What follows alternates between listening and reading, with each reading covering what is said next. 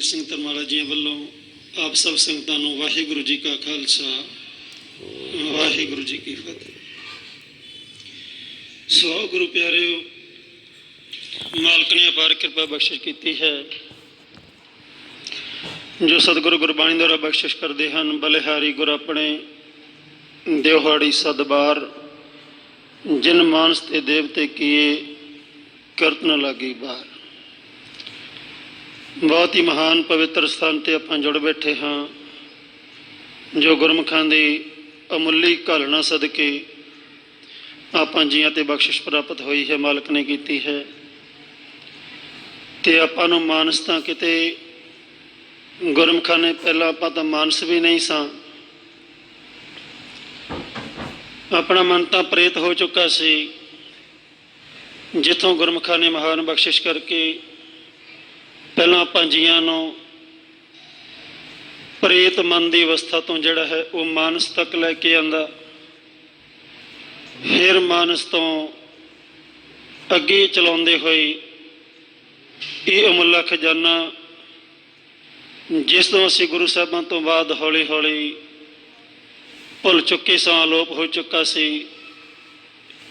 ਅਕਥ ਕਹਾਣੀ ਪਾਨਰ ਬਾਣੀ ਕੋ ਵਿਰਲਾ ਗੁਰਮੁਖ ਬੁੱਝੇ, ਉਹ ਸ਼ਬਦ ਸਮਾਵੇ ਆਪ ਗਵਾਵੇ ਤ੍ਰੈ ਭਵਨ ਸੋਝੀ ਸੋਝੇ। ਆਪਾਂ ਜੀਆਂ ਨੂੰ ਇਹ ਗਿਆਨ ਹੀ ਨਹੀਂ ਸੀ, ਪੜ੍ਹੀ ਜਾ ਰਹੇ ਸਾਂ ਕਿ ਜਿਸੇ ਜਗਾਵੇ ਪਿਆਵੇ ਇਹ ਰਸ, ਅਕਥ ਕਥਾ ਤਿਨ ਜਾਣੀ। ਪਰ ਇਸ ਆਪਾਂ ਜੀਆਂ ਨੂੰ ਗਿਆਨ ਹੀ ਨਾ ਰਿਹਾ ਕਿ ਅਕਥ ਕਹਾਣੀ ਕਿਸ ਨੂੰ ਕਹਿੰਦੇ ਹਨ, ਜਾਂ ਇਹ ਵੀ ਕੋਈ ਜਾਣਨ ਵਾਲੀ ਚੀਜ਼ ਹੈ, ਜਾਂ ਜਾਗੇ ਹੋਏ ਜਾਣ ਸਕਦੇ ਹਨ। ਅਤੇ ਜਾਗਿਆ ਹੋਇਆ ਮਨ ਜਿਹੜਾ ਹੈ ਉਹ ਕਿਸ ਨੂੰ ਕਹਿੰਦੇ ਹਨ, ਕਿਵੇਂ ਜਾਗਦੇ ਹਨ, ਅਸੀਂ ਕਿਵੇਂ ਜਾਗ ਜਾਈਏ।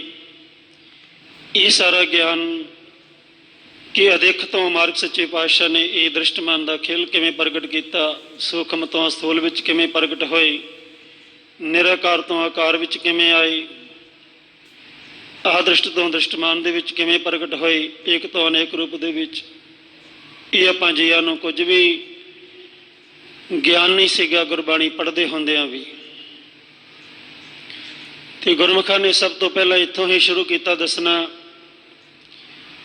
ਕਿ ਅਸਲ ਵਿੱਚ ਸਾਧੂ ਹੀ ਉਸ ਨੂੰ ਕਿਹਾ ਜਾਂਦਾ ਹੈ, ਸੰਤ ਹੀ ਗੁਰਮੁਖ ਹੀ ਉਸ ਨੂੰ ਕਿਹਾ ਜਾਂਦਾ ਹੈ ਗੁਰਬਾਣੀ ਅੰਦਰ, ਕਿ ਜਿਹੜਾ ਖੇਲ ਹੀ ਇੱਥੋਂ ਸ਼ੁਰੂ ਕਰੇ, ਅਦਿੱਖ ਤੋਂ ਆਦ੍ਰਿਸ਼ਟ ਤੋਂ। ਦ੍ਰਿਸ਼ਟਮਾਨ ਦਾ ਗਿਆਨ ਤਾਂ ਆਪਾਂ ਸਾਰੇ ਸੰਸਾਰ ਦੇ ਜੀਆਂ ਨੂੰ ਹੈ ਹੀ, ਕਿਸੇ ਨੂੰ ਥੋੜ੍ਹਾ, ਕਿਸੇ ਨੂੰ ਬਹੁਤਾ, ਕਿਸੇ ਨੂੰ ਕਿਸੇ ਫੀਲਡ ਦਾ, ਕਿਸੇ ਨੂੰ ਕਿਸੇ ਹੋਰ ਫੀਲਡ ਦਾ। ਅਤੇ ਪਰ ਇਹ ਦ੍ਰਿਸ਼ਟਮਾਨ ਆਇਆ ਕਿੱਥੋਂ ਸਾਰਾ, ਜਿਹੜਾ ਇਹ ਸਮਝ ਵਿਚਾਰਾ ਕਰਵਾਵੇ ਗੁਰਬਾਣੀ ਅੰਦਰ, ਤਾਂ ਗੁਰਮੁਖ ਸੰਤ ਸਾਧੂ ਹੀ ਉਸ ਨੂੰ ਕਹਿੰਦੇ ਹਨ। ਅਤੇ ਗੁਰਬਾਣੀ ਦੁਆਰਾ ਹੀ ਆਪਾਂ ਨੂੰ ਸਮਝ ਵਿਚਾਰਾ ਕਰਵਾਇਆ ਕਿ ਆਦ੍ਰਿਸ਼ਟ ਅਗੋਚਰ ਪਾਰ ਬ੍ਰਹਮ, ਮਿਲ ਸਾਧੂ ਅਕਥ ਕਥਾਇਆ ਥਾ, ਅਨਹਦ ਸ਼ਬਦ ਦਸਮ ਦੁਆਰ ਵਾਜਿਓ, ਤਹ ਅੰਮ੍ਰਿਤ ਨਾਮ ਚੁਆਇਆ ਥਾ। ਕਿ ਜਦੋਂ ਅਸੀਂ ਸਾਧੂਆਂ ਨੂੰ ਮਿਲਦੇ ਹਾਂ, ਮਾਲਕ ਦੇ ਪਿਆਰਿਆਂ ਨੂੰ, ਹਰੀ ਦੇ ਸੰਤ ਨੂੰ, ਤਾਂ ਉਹ ਗੱਲ ਹੀ ਇੱਥੋਂ ਸ਼ੁਰੂ ਕਰਦਾ ਹੈ ਕਿ ਆਦ੍ਰਿਸ਼ਟ ਜਿਹੜਾ ਹੈ ਉਹ ਕਿੱਥੋਂ ਪ੍ਰਗਟ ਹੋਇਆ ਹੈ, ਅਤੇ ਕਿਵੇਂ ਜਿਹੜਾ ਹੈ ਸਾਡੇ ਮਨ ਦੀ ਖੁਰਾਕ ਸਾਨੂੰ ਸਹਿਜ ਘਰ ਦੇ ਵਿੱਚੋਂ ਜਾ ਕੇ ਨਿੱਜ ਘਰ ਦਸਮ ਦੁਆਰ ਦੇ ਵਿੱਚੋਂ ਪ੍ਰਾਪਤ ਹੋਣੀ ਹੈ। ਅਤੇ ਉੱਥੇ ਜਾਣ ਦਾ ਕੀ ਤਰੀਕਾ, ਕੀ ਢੰਗ, ਕੀ ਜੁਗਤੀ, ਕੀ ਵਿਧੀ ਹੈ। ਨਹੀਂ ਤਾਂ ਆਪਾਂ ਜੀ ਅਗਿਆਨਤਾ ਬਸ ਅਜੇ ਵੀ ਕਈ ਜੀ ਆਪਾਂ ਇਹੀ ਕਹੀ ਜਾ ਰਹੇ ਹਾਂ ਕਿ ਮਾਲਕ ਨੂੰ ਮਿਲਾਪ ਕਰਨ ਦੀ ਕੋਈ ਜੁਗਤੀ ਹੁੰਦੀ ਹੀ ਨਹੀਂ, ਸਿਮਰਨ ਕਰਨ ਦੀ, ਨਾਮ ਜਪਣ ਦੀ ਵੀ ਕੋਈ ਜੁਗਤੀ ਹੈ, ਜਿਵੇਂ ਮਰਜ਼ੀ ਜਪ ਲਈਏ। ਤਾਂ ਮਹਾਰਾਜ ਸੱਚੇ ਪਾਤਸ਼ਾਹ ਗੁਰਬਾਣੀ ਦੁਆਰਾ ਹੀ ਗੁਰਮੁਖਾਂ ਦੱਸਿਆ ਕਿ ਸਤਿਗੁਰ ਬਖਸ਼ਿਸ਼ ਕਰਦੇ ਹਨ, ਸੱਚ ਤਾਂ ਪਰ ਜਾਣੀਏ ਜੇ ਜੁਗਤ ਜਾਣੇ ਜੀਓ, ਧਰਤ ਕਾਇਆ ਸਾਧ ਕੇ ਵਿੱਚ ਦੇ ਕਰਤਾ ਬੀਓ। ਅਤੇ ਆਪਾਂ ਨੂੰ ਹੁਣ ਧਰਤੀ ਸਾਧਨ ਦਾ ਵੀ ਨਹੀਂ ਪਤਾ।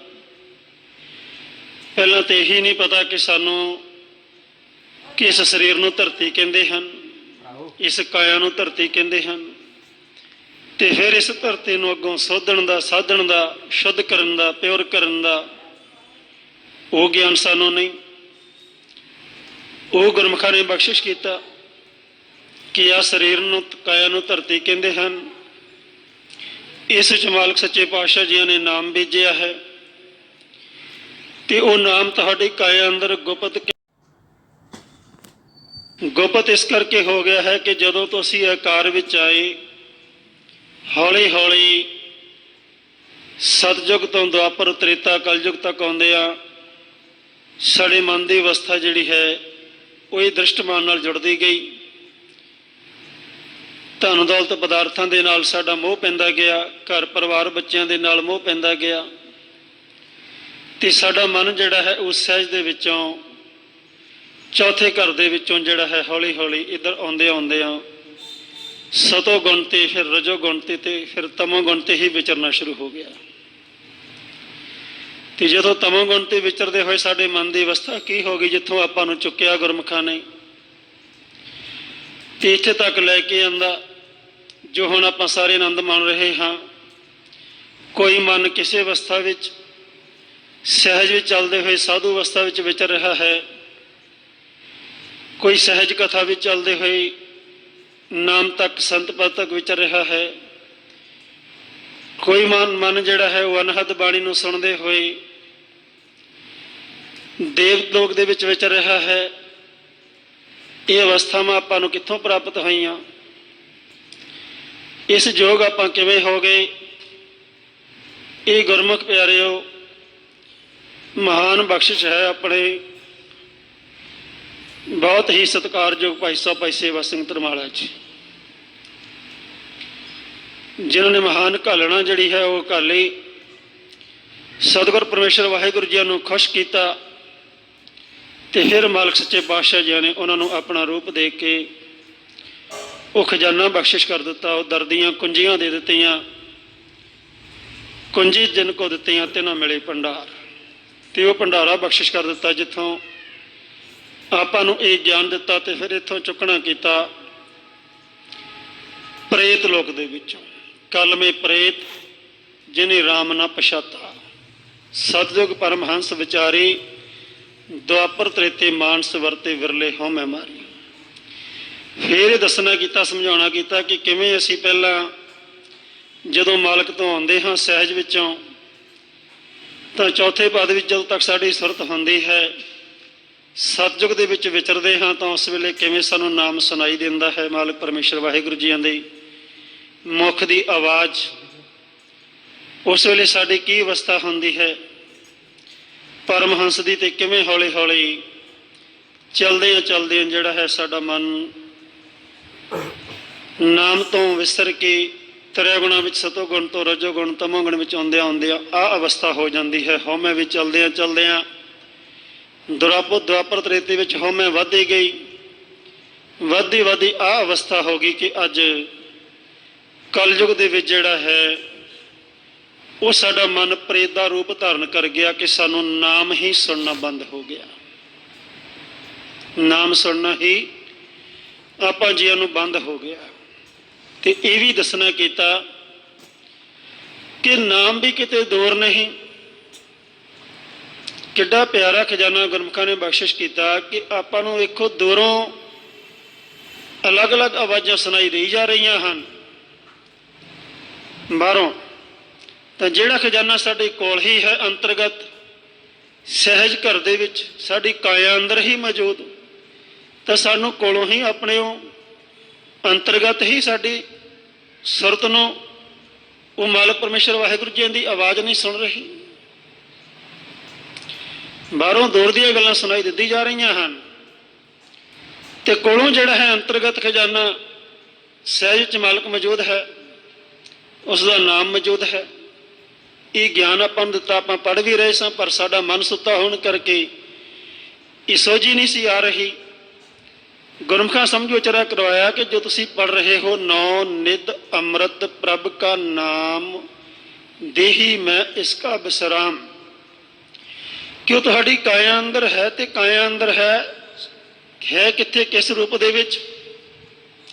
ਸੁਨ ਸਮਾਦ ਅਨਹਦ ਤਹਿਨਾਦ ਕਹਿਣ ਨਾ ਜਾਈ ਅਚਰਜ ਬਿਸਮਾਦ, ਕਿ ਤੁਹਾਡੇ ਅੰਤਰਗਤ ਹੀ ਸਹਿਜ ਸੁਨ ਸਮਾਧੀ ਵਿੱਚ ਮੌਜੂਦ ਹੈ ਅਨਹਦ ਨਾਦ ਦੇ ਰੂਪ ਦੇ ਵਿੱਚ। ਤੇ ਉਹ ਹੈ ਵੀ ਨਾਮ ਜਿਹੜਾ ਹੈ ਲਿਖਣ ਪੜ੍ਹਨ ਤੋਂ ਬਾਅਦ ਤੇ ਅਨਹਦ ਲਗਾਤਾਰ ਵੱਜ ਰਿਹਾ ਹੈ। ਉੱਥੇ ਅਨਹਦ ਸ਼ਬਦ ਵੱਜੇ ਦਿਨ ਰਾਤੀ, ਤੇ ਆਪਾਂ ਨੂੰ 1 ਮਿੰਟ ਵੀ ਸੁਣਾਈ ਨਹੀਂ ਦਿੰਦਾ, ਆਪਾਂ ਨੂੰ 1 ਮਿੰਟ ਵੀ ਸੁਣਾਈ ਨਹੀਂ ਸੀ ਦੇ ਰਿਹਾ। ਤੇ ਗੁਰਮੁਖਾਂ ਦੱਸਿਆ ਕਿ ਸਤਿਗੁਰ ਤਾਂ ਬਖਸ਼ਿਸ਼ ਕਰ ਰਹੇ ਹਨ ਕਿ ਉੱਥੇ ਅਨਹਦ ਸ਼ਬਦ ਵੱਜੇ ਦਿਨ ਰਾਤੀ। ਕਿਉਂ ਨਹੀਂ ਸੁਣਾਈ ਦੇ ਰਿਹਾ ਸੀ? ਕਿ ਅਸੀਂ ਗੁਰੂ ਦੀ ਮੱਤ ਨਹੀਂ ਇਖਤਿਆਰ ਕਰ ਰਹੇ ਸੀ। ਤੇ ਗੁਰਮੁਖਾਂ ਦੱਸਣਾ ਕੀਤਾ ਕਿ ਗੁਰਮਤੀ ਸ਼ਬਦ ਸੁਣਾ ਬਣਿਆ, ਕਿ ਗੁਰੂ ਦੀ ਮੱਤ ਲਓ ਤਾਂ ਸੁਣਾਈ ਦੇਣਾ ਸ਼ੁਰੂ ਕਰ ਦਿੰਦਾ ਹੈ।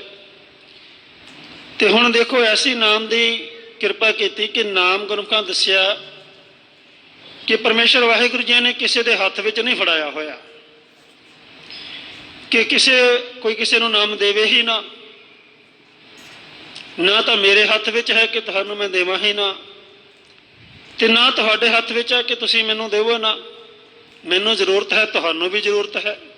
ਨਾਮੇ ਤੇ ਹੀ ਸਭ ਕੁਛ ਹੋਆ, ਬਿਨ ਸਤਿਗੁਰ ਨਾਮ ਨਾ ਜਾਪੇ, ਗੁਰ ਕਾ ਸ਼ਬਦ ਮਹਾਂ ਰਸ ਮੀਠਾ, ਬਿਨ ਚਾਖੇ ਸਾਧ ਨਾ ਜਾਪੇ।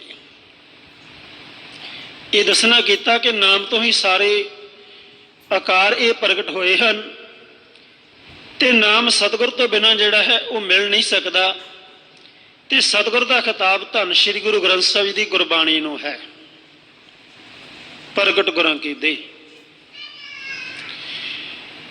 ਹੁਣ ਸਤਿਗੁਰ ਦੀ ਬਾਣੀ ਦੁਆਰਾ ਆਪਾਂ ਇਹ ਗਿਆਨ ਗੁਰਮੁਖਾਂ ਨੇ ਦੱਸਣਾ ਕੀਤਾ ਕਿ ਤੁਹਾਡੀ ਕਾਇਆ ਅੰਦਰ ਹੈ, ਕਿਸੇ ਤੋਂ ਲੈਣ ਦੀ ਲੋੜ ਨਹੀਂ। ਤੇ ਹੁਣ ਤੁਸੀਂ ਆਪਣੇ ਕਾਇਆ ਅੰਦਰ ਜਾਓ।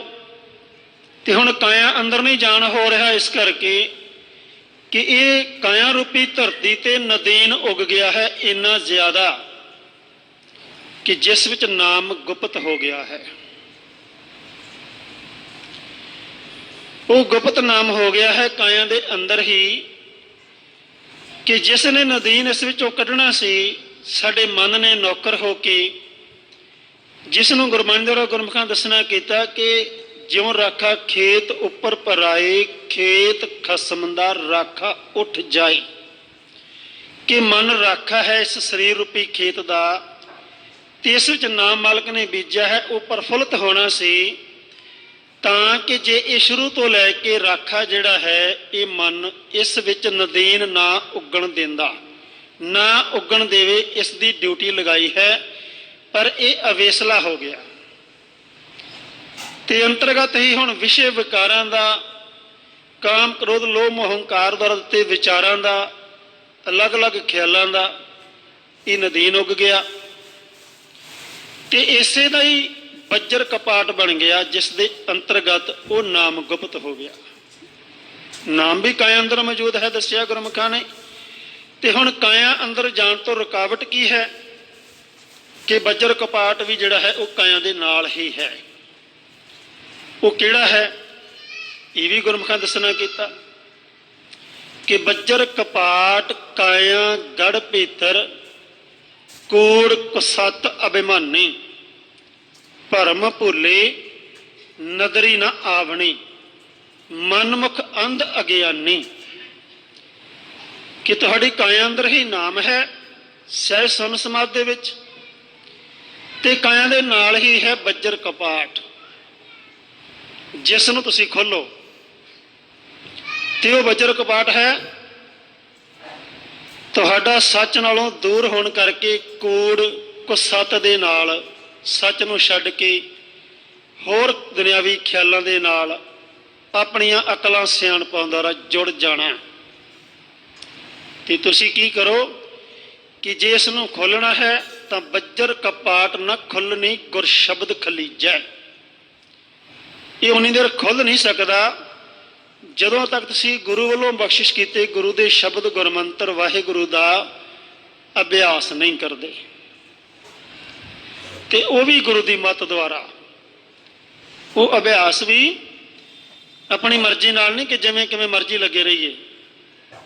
ਜੇ ਜਿਵੇਂ ਕਿਵੇਂ ਮਰਜ਼ੀ ਲੱਗੇ ਰਹਾਂਗੇ, ਜਾਂ ਲੱਗੇ ਰਹੇ ਸੀ ਆਪਾਂ, ਜਾਂ ਲੱਗੇ ਹੋਏ ਹਨ ਅੱਜ ਵੀ ਜੀਵ ਅਗਿਆਨਤਾ ਵਸ, ਤੇ ਉਹਨਾਂ ਮਨਾਂ ਵਾਸਤੇ ਸਤਿਗੁਰ ਗਿਆਨ ਬਖਸ਼ਿਸ਼ ਕਰ ਰਹੇ ਹਨ कि राम राम करता सब जग फिरै, राम ना पाया जाए। क्यों नहीं पाया जा रहा? कहते राम कहण में भेद है, वाहिगुरु कहण विच भी जिहड़ा है वो भेद है। जिहड़ा मालक वाहिगुरु परमेश्वर ने अपने गुरमुख बच्चों को बख्शिश किया है, जिन्होंने जगाया है, जिन्हों ने मालक को खुश किया है, घालना घाली है, उन्होंने ये भेद दिता है। राम कहण में भेद है, तां मैं एक विचार, जिहड़ी विचार दे विच लियाउण वाली गल है, सोई राम सभे कहे सोई कौतुक हार। उही मार आपां कहंदे हैं, ज्ञान दिंदे हैं महाराज कि सारे संसार दे जीव भी राम अल्लाह वाहिगुरू वाहिगुरू सतनाम वाहिगुरू करी जाते हैं, तो उही गुरमुखां तो समझ के आपां कर रहे हैं। गुरुद्वारा प्रभ मिलने का चाव वेखे, आपां भी तो वाहिगुरू ही कर रहे हैं। आपां भी धन श्री गुरु ग्रंथ साहब महाराज जी ही सीस अर्पण करके उन्होंने बोलों ते चलण का उदम उपराला गुरमुखां दे राही कर रहे हैं। तो आपां जदों करते हाँ तो आप सारे ही गुरमुखां नूं महाराज बख्शिश करी जा रहा है कि नाम सहज विचों प्रगट होंदा जा रहा है। भाव के गुरमुख दे राही ये ज्ञान लेना अति जरूरी है। गुरबाणी जिहड़ी है दस्सिया है गुरमुखां ने कि चौथे पद का सहज का खजाना है, साडी समझ तो बाहर है। असी जिहड़ी भाषा दे आदी हो चुके हाँ, बोल रहे हाँ, साडे अंदर बार वस गई है, वो है अगन बिम पवने की बाणी, तीन नाम के दासा, ते तस्कर जो नाम न लीवै, बासे कोट 50। जो साडे मन च वस गई है, ये है अगन बिम पौने की बाणी। ते इस तो उपर है नाम, पौन पानी अग्नि बसराओ, तही नरंजन साचो नाम। ते उस सच नाम दे विचों ये खजाना बख्शिश प्रगट होया है सारी गुरबाणी। ते महाराज कहते हैं कि वो सहज विचों हुण आपां जावांगे तां इस भाषा नूं समझांगे, नहीं तां इदां ही चलते रहांगे। गुरमुख बड़े सौखे तरीके नाल समझ उचरा करवाया करते सन कि जिसनों अंग्रेजी आउंदी है उसनों पंजाबी नहीं आउंदी, पंजाबी वाले नूं अंग्रेजी नहीं आउंदी, ते दोवें ही आपस विच गल करना चाहुंदे हन, विचार वटांदरा करना चाहुंदे हन। किवें करनगे? उन्होंने चाहिए है तीसरा विच दो भाषिया, जिन दोवें भाषा आउंदियां हन, पंजाबी वाले तो पुछ के अंग्रेजी वाले नूं अंग्रेजी विच दस देवे, ते अंग्रेजी वाले तो पुछ के पंजाबी वाले नूं पंजाबी विच दस देवे, दोवां दी गल करवा देवे, वो करवा सकता है। ये दो भाषीए हन गुरमुख, जिन्हां दा आपां नूं संग होया। उन्हें साड़ी तकलीफ जिहड़ी है वो साडे तो देख के मालक परमेश्वर वाहिगुरू जी नूं दसना कीती, ते जो वो इलाज दसदे सन वो उन्हां तो पुछ के साडी भाषा विच सानूं दसना कीता, ते सन्मुख कर दिता, मालक दे विचार वटांदरी करन दे योग बना दिता। जिस करके दस्सिया है कि ये बाणी विरलो विचार सी, जे को गुरमुख होई, बाणी महापुरख की निज घर वासा है। कि बाणी जिहड़ी है ये धन श्री गुरु ग्रंथ साहब दे बोल ये गुरमुख ही विचार सकता है। तो अगों गुरमुख आपां ये तां सुनिया सी, पढ़िया सी, आपां हो सकदा किते कहंदे भी होईए कि गुरमुख विचार कर सकता है, पर अगों नहीं विचारिया कि गुरमुख किस नूं कहंदे हन। गुरमुख आपां समझ बैठे शायद किसी वारी कोई खास किस्म के लिबास नूं कहंदे हन।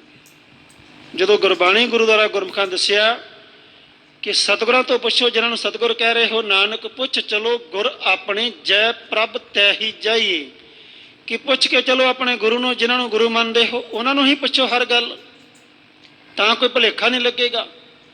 तो गुरु आपां किन्हां नूं मानते हाँ? सारे बोल के दसो जी। बाणी गुरु, गुरु है बाणी, विच बाणी अमृत सारी, गुरबाणी कहे सेवक जन मानै, प्रतख गुरु निस्तारे। बाणी आपां मनते हाँ सारे धन श्री गुरु ग्रंथ साहब जी की गुरबाणी नूं। ते हुण जदों बाणी नूं गुरु मनते हाँ ते आओ गुरु तो पुछीए, गुरमुख किस नूं कहंदे हन? गुरमुख कहंदे गुरु तो पुछो। जदों गुरु तो पुछया तां गुरु जी ने दसना कीता कि जिसे नवाजे गुरमुख साजे, नाम वसे, ਤਿਸ ਅਨਹਦ ਵਾਜੇ, ਤਿਸ ਹੀ ਸੁਖ ਤਿਸ ਹੀ ਠੁਕਰਾਈ, ਤਿਸੇ ਨਾ ਆਵੇ ਜਮ ਨੇੜਾ ਹੀ।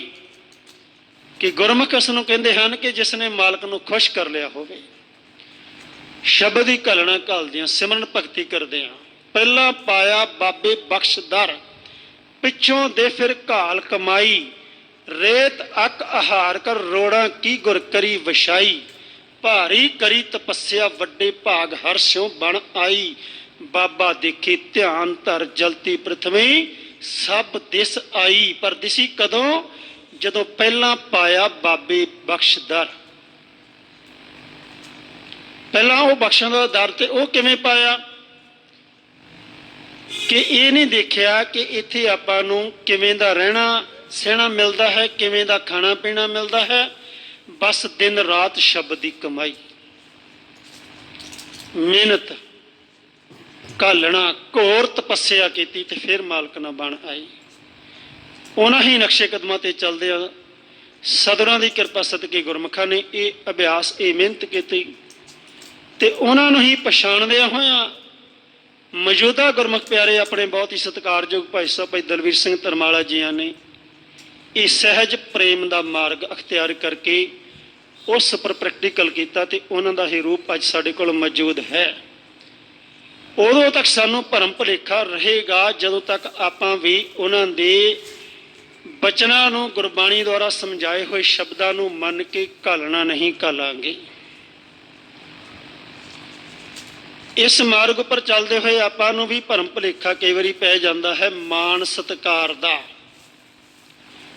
ਕਿ ਸਾਨੂੰ ਸ਼ਾਇਦ ਘੱਟ ਮਿਲ ਰਿਹਾ ਹੈ, ਕਿਸੇ ਨੂੰ ਵੱਧ ਮਿਲਦਾ ਹੈ। ਮੈਂ ਸਾਂ ਇਸ ਦੇ ਯੋਗ, ਇਸ ਮਾਣ ਸਤਿਕਾਰ ਦੇ ਯੋਗ ਸ਼ਾਇਦ ਮੈਂ ਸਾਂ।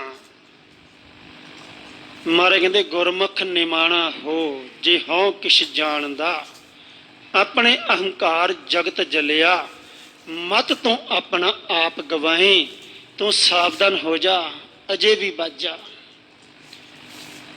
ਇਹ ਘਰ ਹੈ ਨਿਮਾਣਿਆਂ ਦਾ ਮਾਣ, ਨਿਤਾਣਿਆਂ ਦਾ ਤਾਣ, ਨਿਉਟਿਆਂ ਦੀ ਓਟ, ਨਿਪੱਤਿਆਂ ਦੀ ਪਤ, ਨਿਆਸਰਿਆਂ ਦੇ ਆਸਰਾ। ਇੱਥੇ ਨਿਮਾਣਾ ਹੋ ਕੇ ਮਾਰੇ ਕਹਿੰਦੇ ਚੱਲ। ਭਰਮ ਪੈ ਜਾਂਦਾ ਹੈ। ਸੋ ਆਓ, ਸਮਾਂ ਹੋ ਗਿਆ ਹੈ DVD ਆਪਾਂ ਉਸ ਦੇ ਰਾਹੀਂ ਆਪਣੇ ਸਤਿਕਾਰਯੋਗ ਪਿਤਾ ਜੀ ਮਹਾਨ ਗੁਰਮੁਖ ਪਿਆਰੇ ਭਾਈ ਸਾਹਿਬ ਭਾਈ ਸੇਵਾ ਸਿੰਘ ਧਰਮਾਲਾ ਜੀਆਂ ਦੀ ਜੋ ਮੁੱਲੀ ਘਾਲਣਾ ਗੁਰਮੁਖਾਂ ਨੇ ਘਾਲ ਕੇ ਖਜ਼ਾਨਾ ਪ੍ਰਾਪਤ ਕੀਤਾ, ਉਹ ਆਪਾਂ DVD ਦੇ ਰਾਹੀਂ ਜਿਹੜੀ ਹੈ ਉਹ ਸਰਵਣ ਕਰਾਂਗੇ। ਇਕੱਠ ਦੀ ਵਿਚਾਰ ਮਾਲਕ ਦੇ ਮਿਲਾਪ ਦੀ ਕਹਾਣੀ। ਸੋ ਗੁਰਮੁਖ ਪਿਆਰਿਓ, ਸਹਿਜ ਪ੍ਰੇਮ ਦੀ ਮੂਰਤ ਸਾਡੇ ਕੋਲ ਮੌਜੂਦ ਹੈ। ਬਹੁਤ ਹੀ ਸਤਿਕਾਰਯੋਗ ਭਾਈ ਸਾਹਿਬ ਭਾਈ ਦਲਵੀਰ ਸਿੰਘ ਧਰਮਾਲਾ ਜੀ, ਉਹਨਾਂ ਦਾ ਹੀ ਰੂਪ।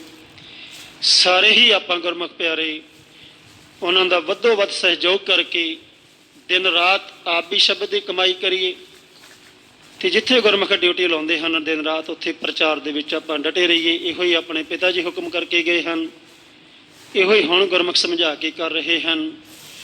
ਆਪਣੇ ਵਾਸਤੇ ਇਸ ਤੋਂ ਵੱਡੇ ਸਤਿਕਾਰ ਮਾਣ ਵਾਲੀ ਕੋਈ ਗੱਲ ਹੋ ਨਹੀਂ ਸਕਦੀ ਕਿ ਆਪਾਂ ਨੂੰ ਇਹੀ ਪ੍ਰਾਪਤੀ, ਇਹੀ ਮਾਣ ਮਿਲਿਆ ਰਹੇ ਕਿ ਜਦੋਂ ਕੋਈ ਦੱਸਦਾ ਹੈ ਕਿਤੇ ਕਿ ਇਹ ਗੁਰਦੁਆਰਾ ਪ੍ਰਭ ਮਿਲਣੇ ਕਾ ਚਾਹੁੰਦੇ ਸਿੱਖਿਆਰਥੀ ਹਨ, ਤਾਂ ਇਹ ਕੋਈ ਛੋਟੇ ਮਾਣ ਵਾਲੀ ਗੱਲ ਹੈ। ਗੁਰਦੁਆਰਾ ਪ੍ਰਭ ਮਿਲਣੇ ਕਾ ਚਾਹੁੰਦੇ ਸਿੱਖਿਆਰਥੀ ਹੋਣ ਤੋਂ ਭਾਵ ਹੈ ਕਿ ਇੱਥੋਂ ਸਿੱਖਿਆ ਹੈ। ਤੇ ਸਿੱਖਿਆ ਕੀ ਹੈ ਇੱਥੋਂ? ਜੋ ਪ੍ਰਭ ਕੋ ਮਿਲ ਵੋ ਚਾਹੇ, ਖੋਜ ਸ਼ਬਦ ਮੇਂ ਲੈ, ਮਾਲਕ ਦੇ ਮਿਲਾਪ, ਮਾਲਕ ਦੇ ਮਿਲਾਪ ਦਾ ਰਸਤਾ ਇਹ ਸਿਖਾਇਆ ਹੈ ਗੁਰਮੁਖਾਂ ਨੇ। ਤੇ ਜਦੋਂ ਸਿੱਖਿਆਰਥੀ ਗੁਰਦੁਆਰਾ ਪ੍ਰਭ ਮਿਲਣੇ ਕਾ ਚਾਹੋ ਕਿਤੇ ਕਹਿੰਦੇ ਹਨ ਗੁਰਮੁਖ, ਤੇ ਉਦੋਂ ਇਹ ਗੱਲ ਕੰਪਲੀਟ ਹੋ ਜਾਂਦੀ ਹੈ ਕਿ ਇਸ ਨੇ ਮਾਲਕ ਦੇ ਮਿਲਾਪ ਦਾ ਰਸਤਾ ਸਿੱਖਿਆ ਹੋਇਆ ਹੈ। ਇਹ ਛੋਟੇ ਮਾਨ ਦੀ ਗੱਲ ਹੈ, ਇਹ ਛੋਟੇ ਸਤਿਕਾਰ ਦੀ ਗੱਲ ਹੈ। ਹੋਰ ਕੀ ਚਾਹੀਦਾ ਹੈ ਆਪਾਂ ਨੂੰ? ਸਤਿਗੁਰ ਐਸੀ ਹੀ ਕਿਰਪਾ ਬਖਸ਼ਿਸ਼ ਆਪਾਂ ਜੀਆਂ ਤੇ ਬਣਾਈ ਰੱਖਣ ਕਿ ਮਹਾਰਾਜ ਸੱਚੇ ਪਾਤਸ਼ਾਹ ਆਪਾਂ ਨੂੰ ਹਮੇਸ਼ਾ ਹੀ ਸਵਾਸਾਂ ਦੇ ਨਾਲ ਨਿਭ ਜਾਵੇ ਕਿ ਗੁਰਦੁਆਰਾ ਪ੍ਰਭ ਮਿਲਣੇ ਕਾ ਚਾਅ ਦੇ ਨਾਲ ਆਪਾਂ ਸदैव ਜੁੜੇ ਰਹੀਏ। ਤੇ ਇੱਥੋਂ ਗੁਰਮੁਖਾਂ ਦਾ ਸੰਗ ਕਰਦੇ ਹੋਏ ਇਹ ਪਿਆਰ ਦੀ ਕਹਾਣੀ ਨੂੰ ਦਿਨ ਰਾਤ ਸਮਝ ਕੇ ਆਪ ਮਨ ਵਿੱਚ ਵਸਾਉਂਦੇ ਹਾਂ, ਸ਼ਬਦ ਦਾ ਅਭਿਆਸ ਕਰਦੇ ਹਾਂ। ਗੁਰਮੁਖ ਸਤਿਗੁਰੂ ਪਰਮੇਸ਼ਰ ਵਾਹਿਗੁਰੂ ਜੀ ਤੇ ਆਪ ਸੰਗਤਾਂ ਕਿਰਪਾ ਇਸੇ ਤਰ੍ਹਾਂ ਹੀ ਕਰੋ। ਦਾਸ ਤੇ ਵੀ ਕਿ ਸਾਡੇ ਵੀ ਕਾਮ ਕਰੋ ਲੋਭ ਮੋਹ ਹੰਕਾਰ ਵਿਸ਼ੇ ਵਿਕਾਰਾਂ ਦੇ ਵਿਚਾਰ ਜਿਹੜੇ ਉਹ ਬਿਲਕੁਲ ਖਤਮ ਹੋ ਜਾਣ। ਸਹਿਜ ਮਾਲਕ ਦੇ ਨਾਮ ਦੇ ਨਾਲ ਬਖਸ਼ਿਸ਼ ਜਿਹੜੀ ਹੈ ਉਹ ਲਗਾਤਾਰ ਲਿਵ ਲੱਗ ਜਾਵੇ। ਇੰਨੀਆਂ ਹੀ ਆਪ ਦੇ ਚਰਨਾਂ ਵਿੱਚ ਬੇਨਤੀਆਂ ਹਨ। ਗੁਰਬਾਣੀ ਅਗਾਧ ਬੁੱਧ ਹੈ, ਅਨੇਕਾਂ ਪ੍ਰਕਾਰ ਦੀਆਂ ਗਲਤੀਆਂ ਭੁੱਲਾਂ ਹੋ ਗਈਆਂ ਹੋਣਗੀਆਂ। ਵਿਚਾਰ ਕਰਦੇ ਹਾਂ ਸੰਗਤ ਤੇ ਸਤਿਗੁਰੂ ਜੀ ਗੁਰਮੁਖ ਬਖਸ਼ਣ ਯੋਗ ਹਨ, ਕਿਰਪਾ ਕਰਕੇ ਬਖਸ਼ ਦੇਣਾ। ਕੋਟ ਨਕੋਟ ਧੰਨਵਾਦ ਹੈ ਸਤਿਗੁਰੂ ਸਾਹਿਬ ਸ੍ਰੀ ਗੁਰੂ ਗ੍ਰੰਥ ਸਾਹਿਬ ਮਹਾਰਾਜ ਜੀਆਂ ਦਾ, ਪਿਤਾ ਪਰਮੇਸ਼ਰ ਵਾਹਿਗੁਰੂ ਜੀਆਂ ਦਾ, ਬਹੁਤ ਹੀ ਸਤਿਕਾਰਯੋਗ ਭਾਈ ਸਾਹਿਬ ਭਾਈ ਸੇਵਾ ਸਿੰਘ ਤਰਮਾਲਾ ਜੀਆਂ ਦਾ, ਉਹਨਾਂ ਵੱਲੋਂ ਵਰਸੋਏ ਹੈ ਗੁਰਮੁਖ ਜਨ ਮੌਜੂਦਾ ਮੁਖੀ ਗੁਰਦੁਆਰਾ ਪ੍ਰਭ ਮਿਲਣੇ ਕਾ ਚੌਰ ਔਲੀ ਰੋਡ ਮੋਗਾ, ਆਪਣੇ ਸਤਿਕਾਰਯੋਗ ਭਾਈ ਸਾਹਿਬ ਭਾਈ ਦਲਵੀਰ ਸਿੰਘ ਤਰਮਾਲਾ ਜੀ। ਸੋ ਇੱਕ ਵਾਰੀ ਫਿਰ ਭੁੱਲਾਂ ਦੀ ਖਿਮਾ ਕਰਦੇ ਹੋਏ ਅੱਗੋਂ ਤੋਂ ਹੋਰ ਸਮਤ ਬਖਸ਼ਿਸ਼ ਕਰਨੀ, ਪਿਆਰ ਨਾਲ ਫਤਿਹ ਬੁਲਾਉਣਾ ਕਰੀਏ ਜੀ। ਤੇ DVD ਰਾਹੀਂ ਆਓ ਸ਼ਬਦ ਦੇ ਵਿਚਾਰ ਸਿੱਧੇ ਹੀ ਪਿਤਾ ਜੀ ਦੇ ਪਾਸੋਂ ਬੜੇ ਪਿਆਰ ਨਾਲ ਸਮਝਣਾ ਕਰੀਏ। ਵਾਹਿਗੁਰੂ ਜੀ ਕਾ ਖਾਲਸਾ, ਵਾਹਿਗੁਰੂ ਜੀ ਕੀ ਫਤਿਹ।